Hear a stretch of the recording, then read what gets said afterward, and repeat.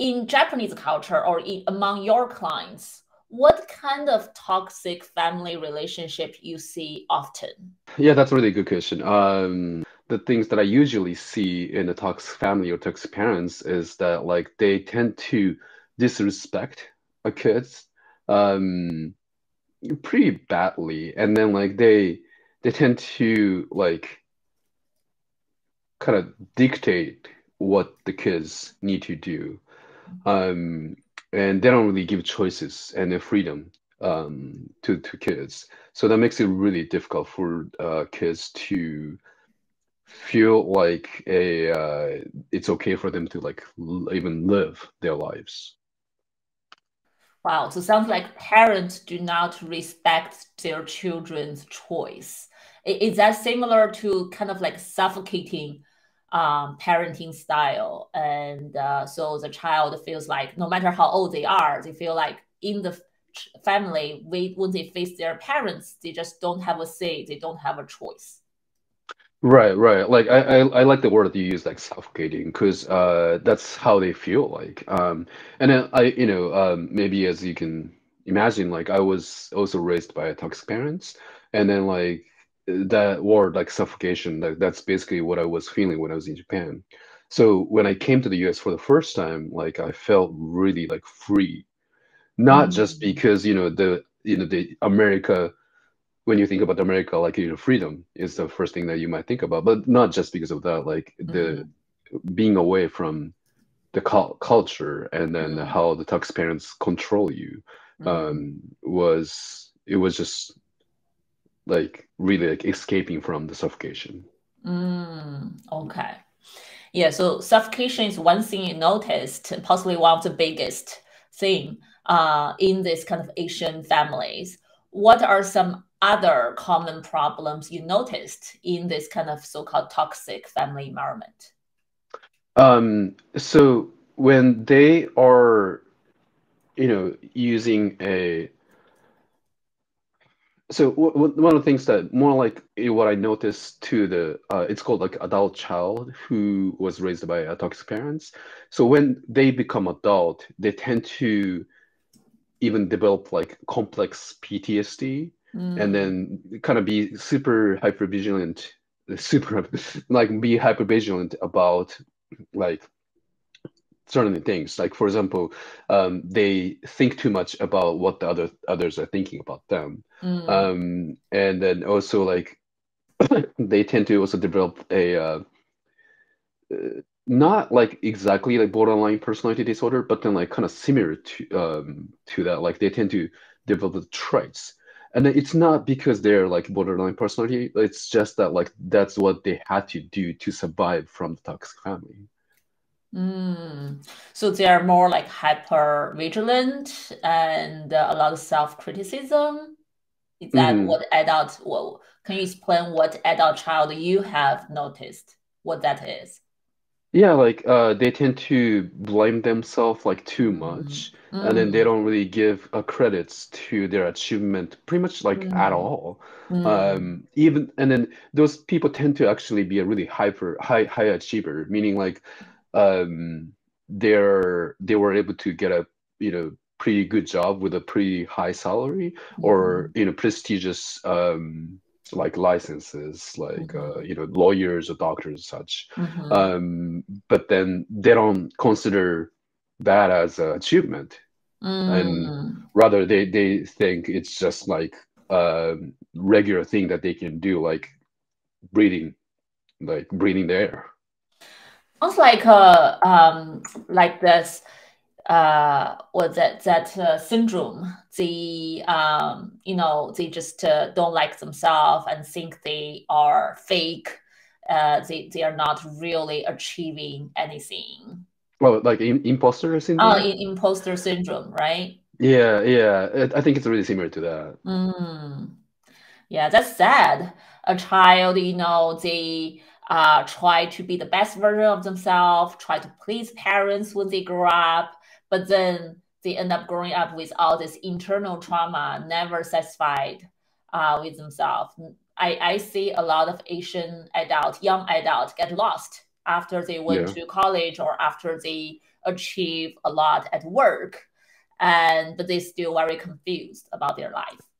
Right, right, right. And then as you were saying this, like other thing that I remember is that like I'm presuming like this is applicable to other Asian countries, but then like in Japan, it's kind of expected that the kids take care of their parents once the parents become, old to the point where they can't really take care of themselves by themselves. And then so that's a kind of setting the fire for the child, because the more the child interacts with the toxic parents, the more they get triggered, meaning they get flashbacks, and then they feel depressed or feel anxious because of what the toxic parents done to them in the past. But then culturally, if they don't really take care of them of their parents, they could be considered as a really bad child, and then that's also like not really good for their mental health. So either way, like they're kind of trapped. Then they can't really escape from, and it's really difficult for them to not have any contacts with the parents as well. So it's a really difficult situation for them. Yeah, yeah. So if they don't have a good relationship with their parents, but it's also family members, and you love them, but you have to take care of them, but at the same time they hurt you. What do you do? That's really tricky. Right, right, right. And then, some of them, like you said, like they love them, but then some of them, like I don't know if that's considered love, because you know in Japan, like it's not really just compared to how the love is expressed in the US. It's more like the way that it's expressed in Japan, at least, is doing something. Mm, Not the words, more like behaviors. provide the Um, service to show right, you care right, about us, right, you love us. right, right. And yet, it's really difficult to do that. So, and then because a lot of my clients tend to feel like they were not really loved by the parents. Mm. So as they go through some therapy, and then they become aware that it's not that they love the parents, it's just it's because they're trying to do something similar to love, just because that's what's culturally expected. Yeah.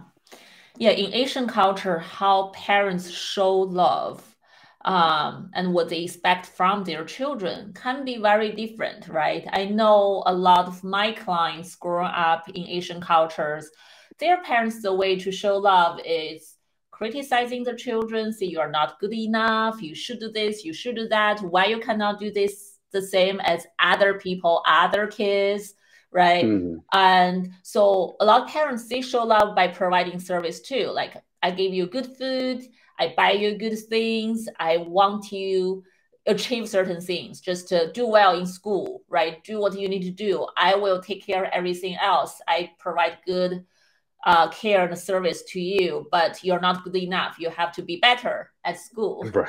Uh-huh. That's definitely a huge problem because I treat a lot of adults. They grow up in such family. After they become mature adults, they feel super tiny inside. They feel like Yeah. they never grow up. They don't trust themselves. They keep on thinking I'm not good enough. Now they internalize what their parents used to tell them when they were a child, and now as an adult, they just feels like I'm never good enough. They don't even know where that come from, and that's Right. very sad to see. Yeah, it is. It is. So, what can people do? Like, how can people deal with this kind of, trauma, basically, they took from their original family, from their parents, right? Because we cannot really change the parents. but I think we can all learn how to cope with it better and how to help protect ourselves and eventually grow up to become healthy adult, mentally Hmm. healthy adult. Hmm. Yeah. What Hmm. do you do to your clients when you notice such a, adult child phenomenon? Right. So, I mean, like the basic things, I mean, first of all, like, if they can see a therapist, I mean, that's great. Um, and yet at the same time, like I also noticed that a lot of people are not in the stage where, or, because of so many reasons, like they can't really see a therapist. And at the same time, like I don't know about other Asian countries, but then like Japan, um, the mental health system and then the psychiatric services are so behind that like there's so many like so much pseudo not really correct accurate information out there, Mm. and so it's really so but then like people still like look up online and then like they get really like they continue to get misinformed by the incorrect information. Mhm. So I think it's really important that a they have a correct information, like which is the reason why like I also created this like online course for like adult child Mhm. who's raised by toxic parents. Mhm. So correct the information and also like working on their own issues. Um, that ideally if you can do so, thank you, it's there. Mhm. If you can do so with a therapist, that'd be great. But then if you don't have a access to it, maybe like like reflection on of their own past and then how the past has been affecting the present is really important. Mhm. So sounds like, if you noticed your family uh, in culture was kind of toxic and you are bothered by that, you need to do some really personal work to process what has happened, how your parents impact you, and try to do some self work, ideally with a therapist. If not, at least try to find the legit informations, resources out there, including your course, right, to really help themselves understand how to work this out. And I know your course is in Japanese, so anyone who Mhm. speaks Japanese can consider this course. Right, yeah, that'd be great. And then, because like, even if I see my clients, the first thing that I say to them is that um, don't look up on Google or Mm, Facebook or Instagram, TikTok in Japanese. Because in Japan, like anyone call, like it's really sad, surprising, but anyone call themselves a therapist without any degree or training or whatsoever. So they just continue to put like wrong information on the internet. So yeah, I tell them at the front that like if they look it up, continue to get the wrong information, they just continue to worsen their mental health. mm-hmm. Yeah. So let's think about if if there's a family toxic family environment, right? And the parents for you already adult, you have your own life, and your parents keep on wanting to calling you and want you to call them frequently, try to know every single thing about your life and try to control everything, who you can date, who you're going out with, what you're eating today, or don't do this, do that, right? Even if you're an adult. How can people really set a boundary with their parents in that kind of situation? I see that often among some of my clients. Right, right. But and then I know you're not really even exaggerating, and that's really sad, Mm-hmm. actually, because I've heard like similar situation like you just described too, Mm-hmm. and what I was gonna say so like you said like setting the boundary, Mm-hmm. that's really important, and it's extremely important for adult child to set the boundary with the parents like up front, so Mm-hmm. they need to practice. Mm, they need to practice how to set the boundaries.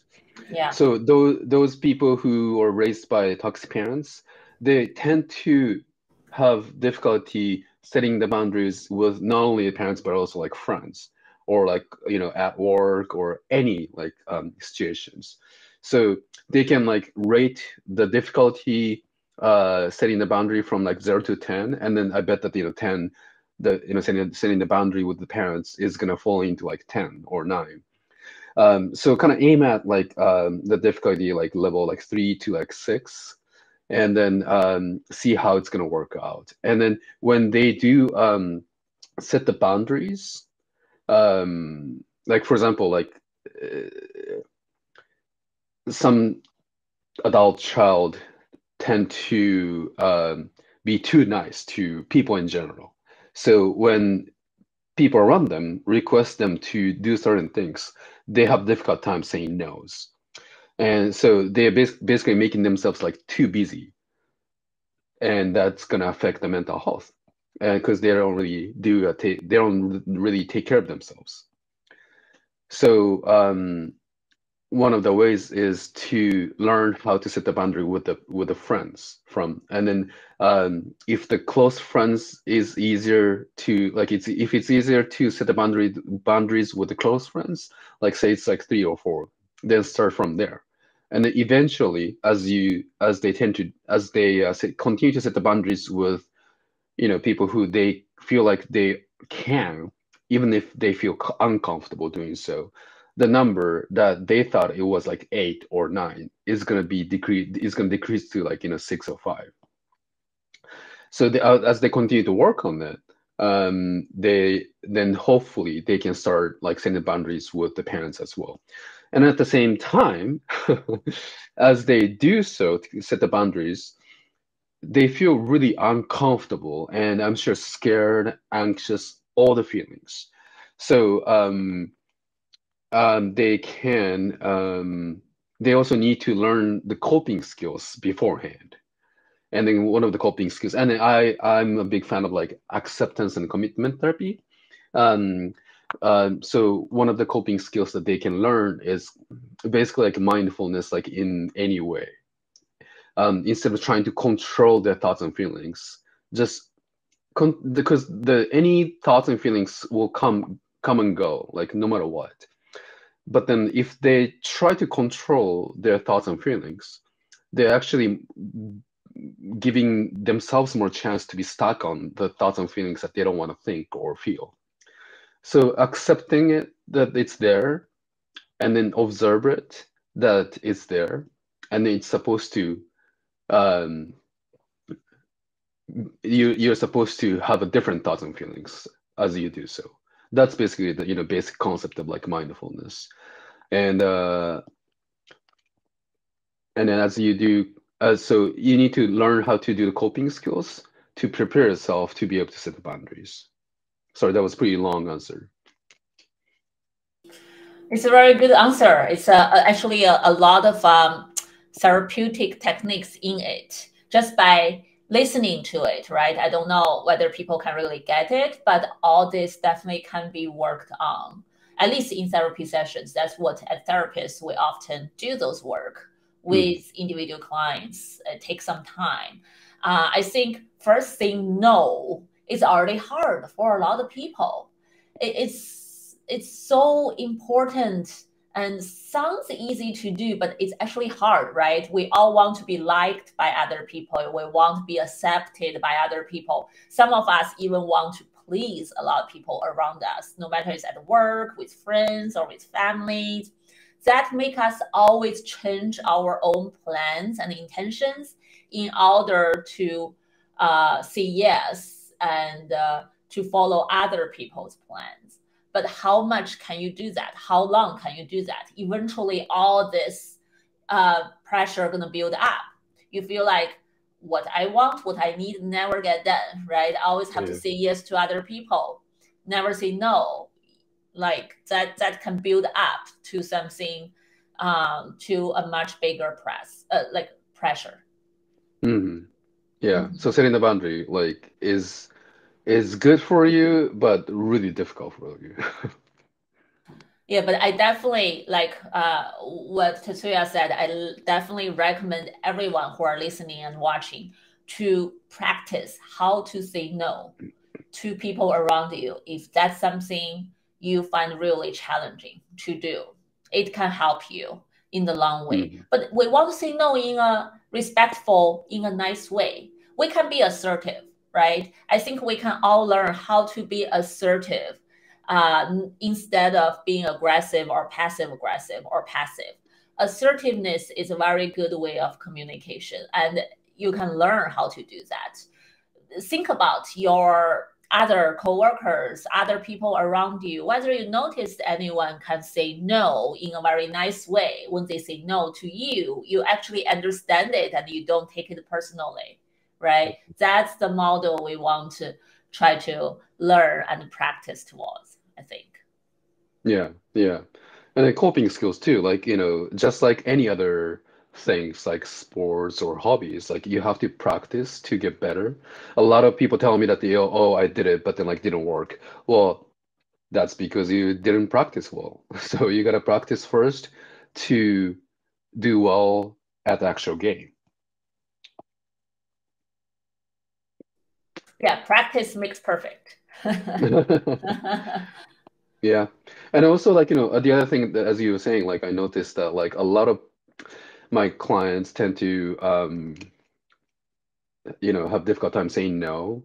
And then partially it's because of the cultural pressure. Like, Japanese is culture is so collectivistic, meaning like, you gotta respect the group. The group comes first, then the individuals. But then I wasn't I was born and raised in Japan, but then like I never thought I was a good fit for this Japanese culture. And then one of the reasons is that like I noticed that I had to like suppress my desires, my wants, my needs because of the group, because I had to respect the group. But then just like the acceptance and commitment therapy says, like if you're doing something that goes along with your values and your wants and desires, then that's gonna lead you to feel happy and satisfied with your life. And so even if there's a cultural expectation and pressure that you gotta be, good to the group, if that is not really leading you to feel satisfied with your life, I don't understand why you have to continue to be good to the group. I respect the culture, but you don't really have to comply with the cultural rules, quote unquote rules, like for everything. So, Yeah, that's a very important topic, like how we decide when to balance the group needs and our personal needs, right? mhm. Similarly, when I treat couples in my own clinical work, I sometimes tell the couples what's the we time, what's the me time. Are you able to balance other your partners or your family members' needs and time request versus your own space and your own needs? Everything has to be a balance. Does not mean it has to be 50-50, but somehow you need to reach a balance that way. Then internally, you don't feel suppressed, you don't feel frustrated, and you won't explode in the future suddenly because you suppress so much. Yeah, yeah, that's a good point. Yeah. So, I'm wondering if any parents are listening, right? And if they realize as parents, they may be anxious, they have some tendency to really control because they have good intentions to help the child grow into someone successful. Um, but what can parents do to themselves to be more aware of this if they notice this, but they cannot change? Or they Um, don't know how to change. that's a good question. Yeah, I'm specialized in adolescents as I mean kids and adolescents as well, and then like half of my clients are adolescents, and then when I provide services to them, um, I I provide individual therapy to adolescents, but I also provide the psychoeducation sessions every week to the parents. because I always tell them that, if because the kids live in the parents' umbrella, if the umbrella doesn't really change, the kids will continue to suffer from that umbrella, how the umbrella is used. So, like parents need to change, like that's critical. And if they notice that they're doing something that is causing the harm to the kids' mental health, that's great. That's a great start. Like being aware is the first thing that they have to do, and yet they tend to really have difficult time doing it. So that's great. And after they can be aware, and usually a lot of my adolescents clients come to see me because the parents either control them too much or parents give power to the kids, adolescents too much. So having a really good balance is one of the critical things that they have to really consider. You mean the parents have to consider have a good balance and the Right. self-awareness and their own balance. What kind of balance are you talking about exactly? Like what kind of balance the parents have to be careful about? The control and the power. Like for example, like if the parents don't really control as much as they should, that means that kids have too much power in the family, like regarding what the kids can do, what the kids cannot do. And if that is happening, uh, even if the adolescents are not really compliant with the rules, like say at home and in school, they don't listen. They don't listen at all. So even if a change might create some chaos at first, the parents need to kind of step up. And then I tend to see that pretty often nowadays. That and especially Japanese culture tend to believe that like now like they're just doing too much where um, oh, because my 16-year-old boy said so and so, I just let them do it. And what they're saying is that I don't want to cause trouble. I just let them do what they want to do. Because if I say no to them, then they're going to be really defiant. But then that's what they have to do. Because once they go to society, they can't really get a yes to every single request. So they're basically like letting them suffer later, like in a bigger time.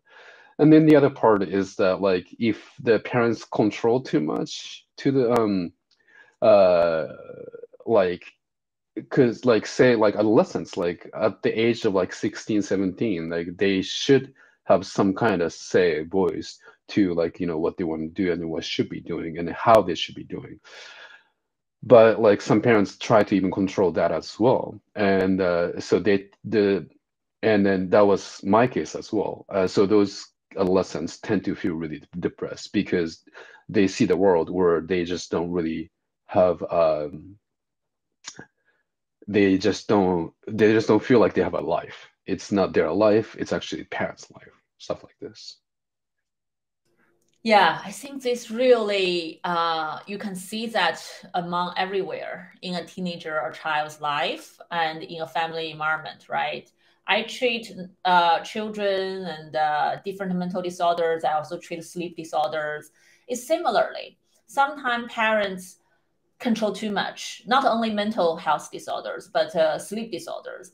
Like parents would control the child, say, you have to sleep this time. If you don't, bad things gonna happen to you, right? So a lot of children got really scared. They start worrying about sleep from a very early age.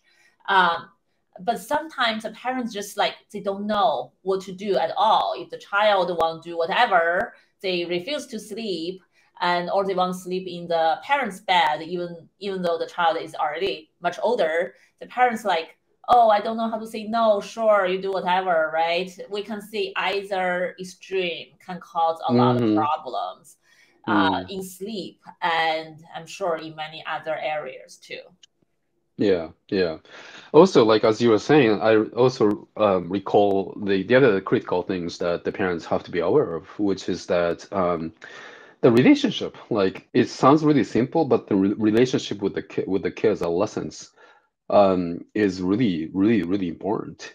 Just because, they are your kids doesn't mean that the relationship is good automatically.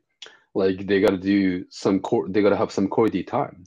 Um, and if they don't, and yet continue to expect that the kids will listen to you, it's it's a recipe for basically failure. That's an important point. I just talked to some of our therapists today in our clinics meeting to suggest about this quality time. Can you share a little bit more about quality time between parents and children? What counts as quality time? And what have you noticed, like parents and children, what kind of low quality time may, look like? Good question. Like for example, like when I say quality time to the parents, they still try to have a regular time, meaning like they telling the kids what to do to even during their quality time. And then what I mean by quality time is like basically like simply have fun. Go somewhere where they both can have fun.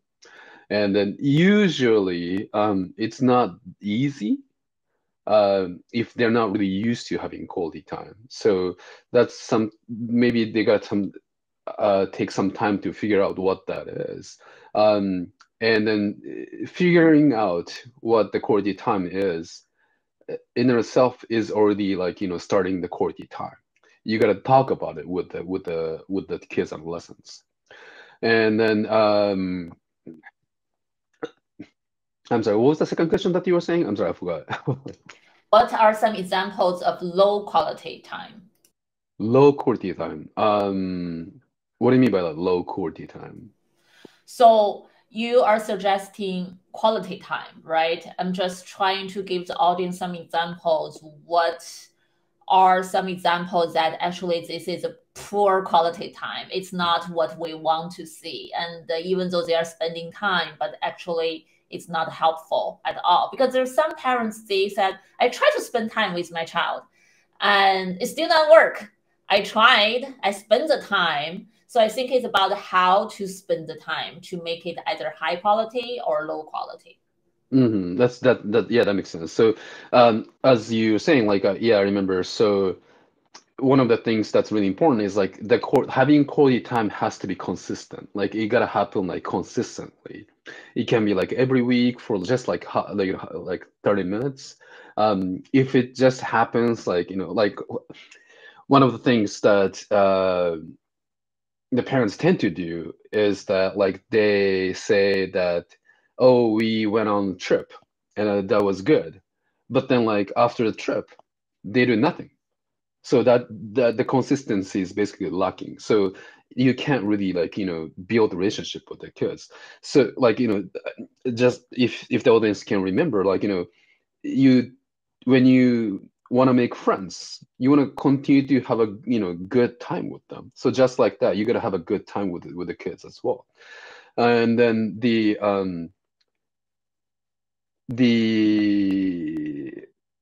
other thing that I usually notice is that during the quality time, if they don't really try to have fun, um, then kids can tell. Like they're really like they really have a good sense. And then if the parents are not really like enjoying, then they don't really believe that they're having a quality time.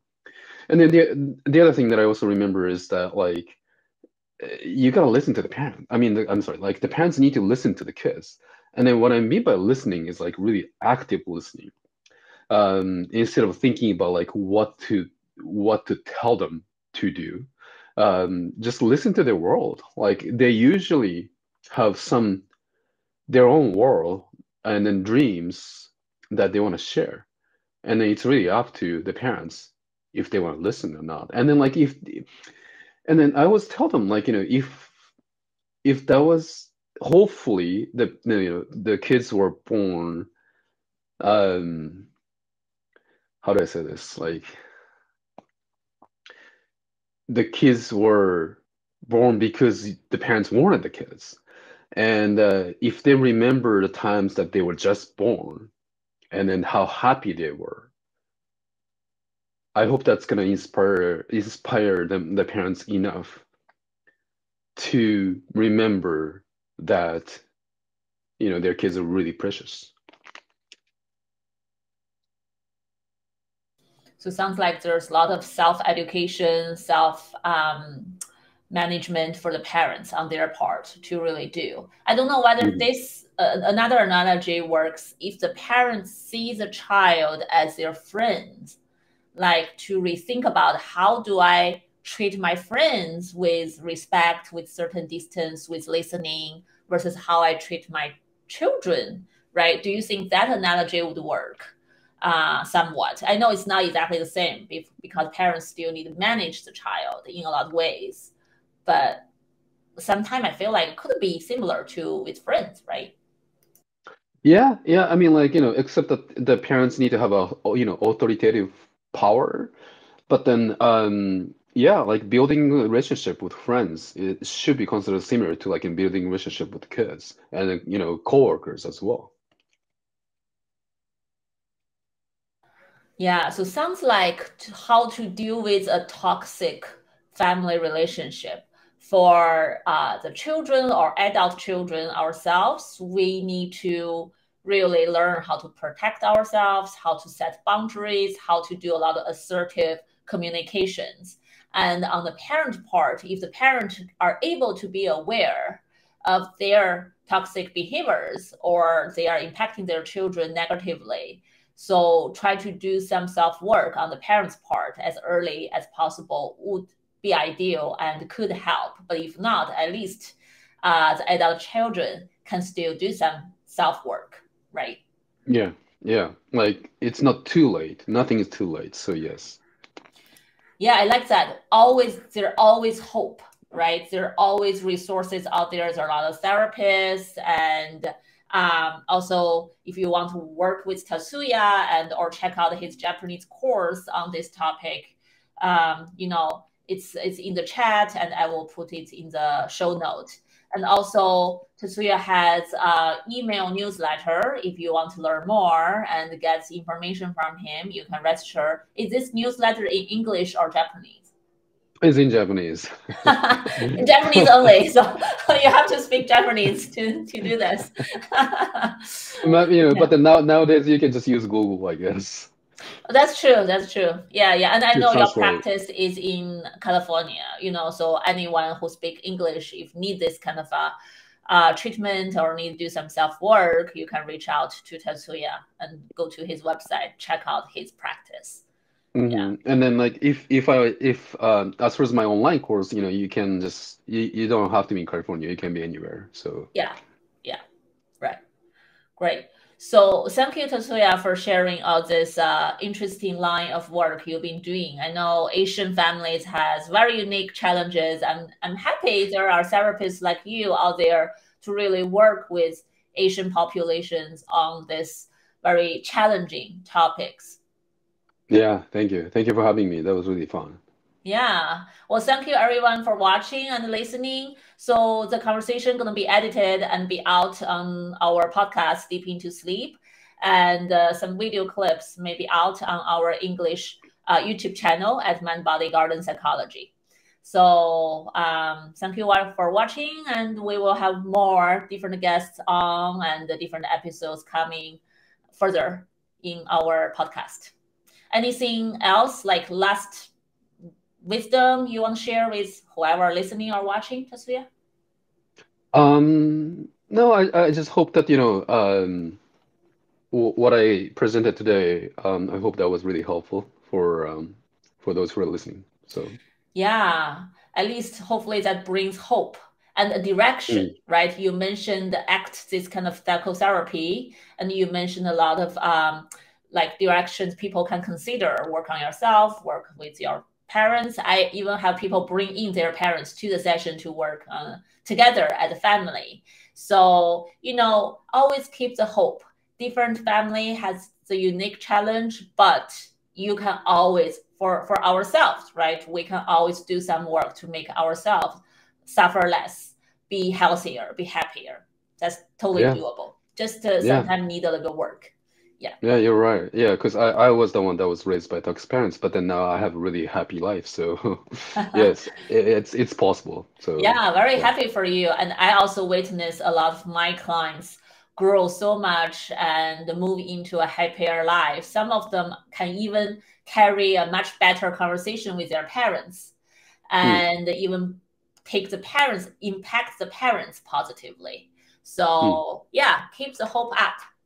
Yeah, yeah, that's great. Yeah. Okay. So yeah, thanks so much for Yeah. having me.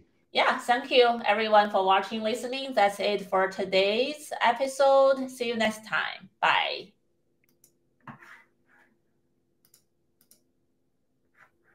Okay. Cool.